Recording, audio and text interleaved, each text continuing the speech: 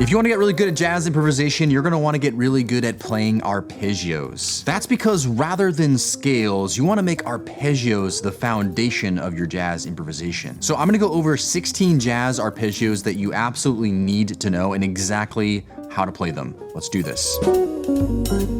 Before we go into those 16 arpeggios, it's important for you to understand that there's of course a lot of different angles to learning how to improvise the jazz language, including learning language by ear, learning stuff off of records, and so on and so forth. But when we're talking about improvising jazz solos on a more technical music theory level, the place you really want to start is arpeggios, or AKA chord tones. That's because it's the chords themselves that make up the chord progressions within jazz standards. And when you listen to the best improvisers play, they're clearly playing the changes or outlining the chord changes in their solos. First, let's define what is an arpeggio. An arpeggio is really just the chord tones of any chord, but you can also think of an arpeggio as every other note in a scale which makes up a chord. So for example, if we have a C triad like this on the screen right now, okay, a C triad is the root, the third, and the fifth.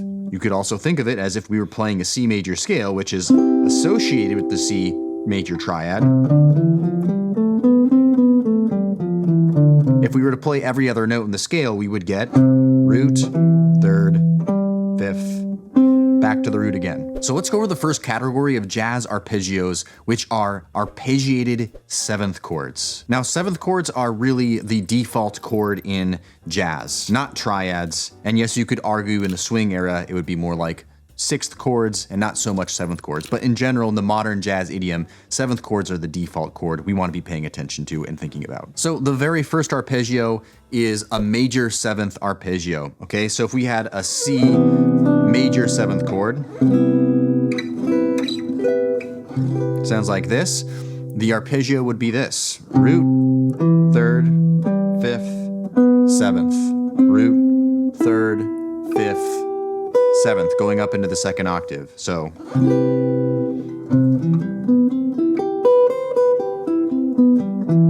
that's a major seventh arpeggio. Moving on to the next arpeggio, which is the minor seventh arpeggio. So minor sevenths, very common in jazz. So here's the chord.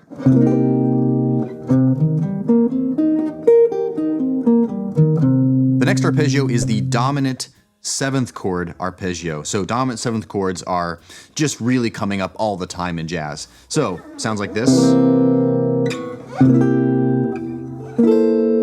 And the arpeggio would sound like this: root, third, fifth, flat seven, root, third, fifth, flat seven. So the only difference between the minor seventh arpeggio and the dominant seventh arpeggio is there's a major third instead of a minor third. So it sounds like this.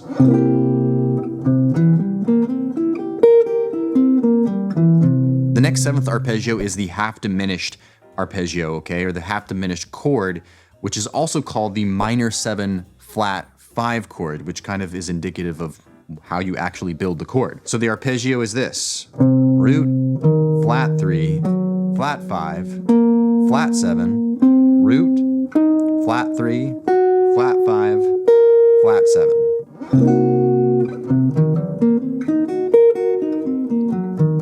And to conclude our basic seventh chord arpeggios, we have the fully diminished chord, or the fully diminished arpeggio, which sounds like this. It's nice to move this up in minor thirds as well, because it's a very symmetrical chord. Okay, and here's the formula: root, flat three, flat five, double flat seven, root, flat three, flat five, double flat seven.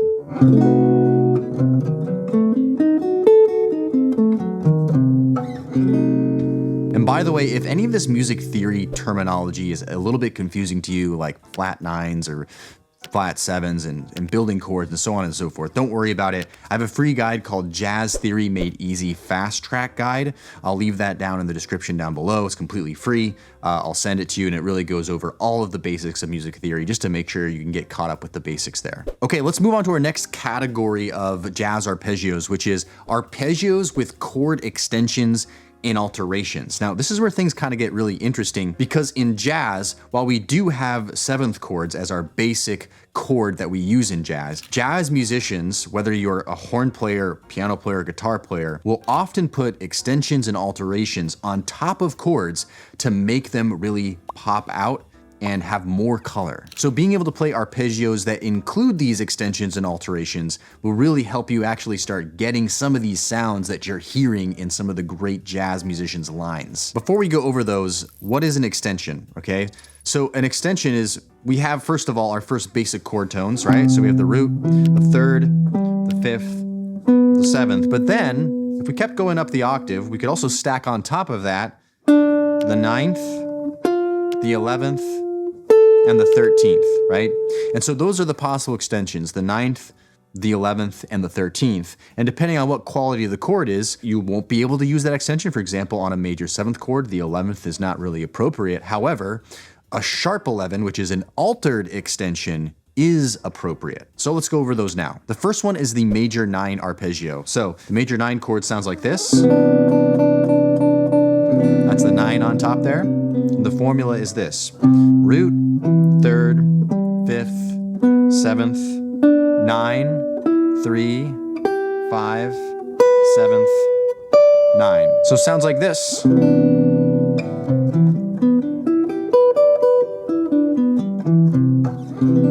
The next arpeggio is the major 7 sharp 11 arpeggio. This is one of the possible altered extensions that you can do on top of major 7th chord, and it sounds like this. Really pretty sound, great one to end a song on, by the way. And here's what it sounds like. Root, 3rd, 5th, 7th, 9th, sharp 11th, 5, 7, 9. So.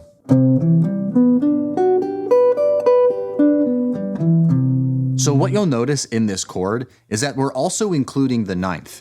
Now, that's because whenever we write out a chord like this in what's called closed position, so in other words, just stacking the chord starting from the root on up, not like a drop 2 voicing or anything like that that piano players and guitar players might know, you would include the 9th and any extension that comes below that alteration. But just so that you know, that doesn't always have to be the case. You don't always have to do that, and in some of the next examples that we're going to use in the future, we won't always include all of the alterations and extensions within the chord itself. The next one is the major 13th arpeggio. The 13th sounds like this. And by the way, if you want, if it helps, you can think of the 13th as like the 6th tone of the scale, or of the major scale in this particular case, right? But it's played the octave up here, and it sounds like this. Root, 3, 5, 7th, root, 3, 5,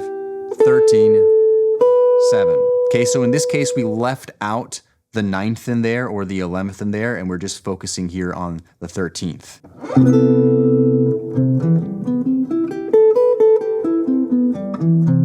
So I hope you see, even just with those major chords there, that already by just adding into the arpeggio some of these extensions and altered extensions, you start to get some more colors that you're working with, and you don't have to think so much about scales, but rather you can think about them from the chordal level, just like this, when you're improvising. Let's go to the next quality of 7th chords here, which is dominant 7th chords. So let's do a dominant 9 arpeggio. Okay, so a dominant 9 sounds like this. That's the 9 on top. And here's the formula. Root, 3rd, 5th, flat 7, 9, 3, 5, flat 7, 9.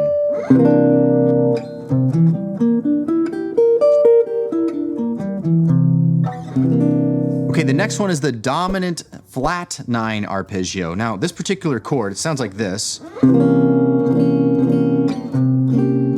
It's a really nice chord to add as a 5 chord, or a chord that has this tension and release sound, like if it was resolving from, you know, a C7 to a F major 7. It really creates a lot of really nice sound, and so you'll hear improvisers use this a lot, this chord a lot, in their jazz lines. Sounds like this. Root, 3rd, 5th, flat 7, flat 9, 3, 5, flat 7, flat 9.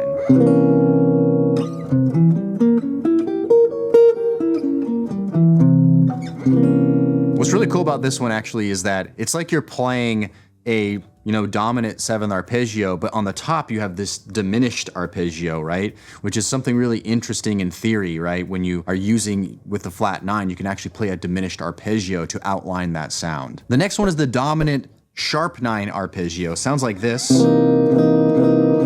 It's another tension sound that you can add on top of a dominant 7th chord, especially if you want to resolve it, again, to like a stable chord. So it sounds really good, and you can add this as a lot of color into your lines. So here's the formula. Root 3, 5, flat 7, sharp 9, 5, minor 7, sharp 9.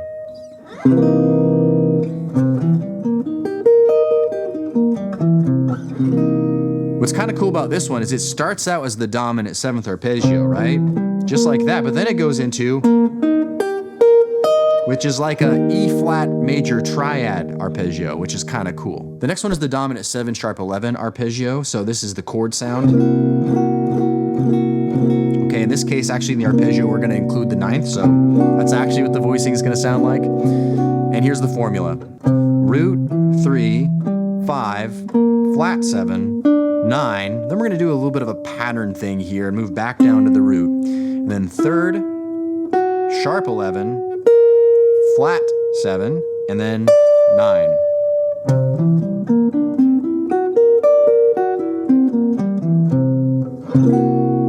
All right, the next one is the dominant 7 flat 13 arpeggio. This is another really, really cool one and a great one to add to your dominant 7th chords to add tension and release. So here's what the chord sounds like. That's a flat 13 there on top. For this one, we're gonna actually add in the flat 9 as well, because when you really have dominant 7th chords like this, you can add really almost any altered extension in there. We call these alt chords. So we're gonna add the flat 9 in this formula as well. So it sounds like this: root, 3rd, 5th, flat 7, flat 9, then we're gonna go back down to the root, and then 3, 5, flat 13, flat 9.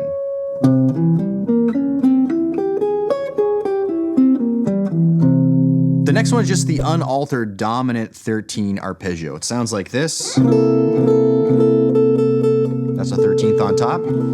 So here's the arpeggio. We're gonna get a little creative with this again, and we're gonna add a little bit some patternistic playing in here, just to kind of start showing you even more how you can take these arpeggios and make them a little bit more creative and musical. So we have root, 3rd, 5th, flat 7, 9th, back down to the root, 3rd, 5th, 13, back down to the 5th, 7th, and finally root.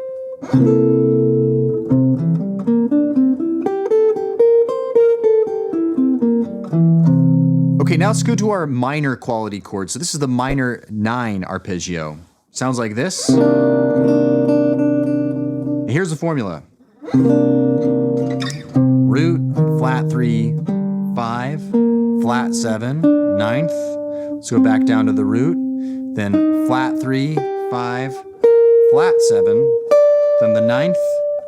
We can resolve to the root if we want. So, sounds like this, in totality.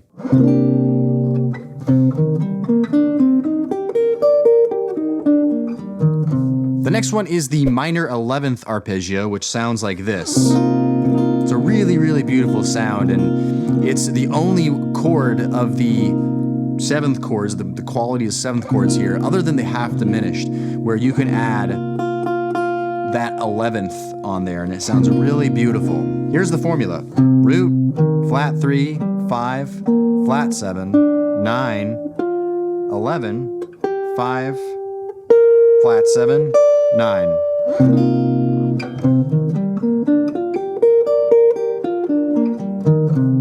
Again, keep in mind, we added the 9th in there because we can when it comes to playing extensions and alterations. Now again, if any of this terminology went a little bit over your head, not to worry. Again, check out my free Jazz Theory Made Easy Fast Track Guide. I'll leave that in the description down below or up here on the screen. I think that'll help you out quite a bit. Now, maybe after learning these arpeggios, you're like, great, but how do I actually turn these into music and start improvising great solos. Well, I have a video on the screen right now called Jazz Improv Explained. It really just goes over the basic tenets of improv, still kind of using a bit more of this theoretical, technical explanation, and that's really gonna help you out. So check that out on the screen right now. If you like this video, give it a thumbs up, subscribe to the channel, and we'll see you in the next video.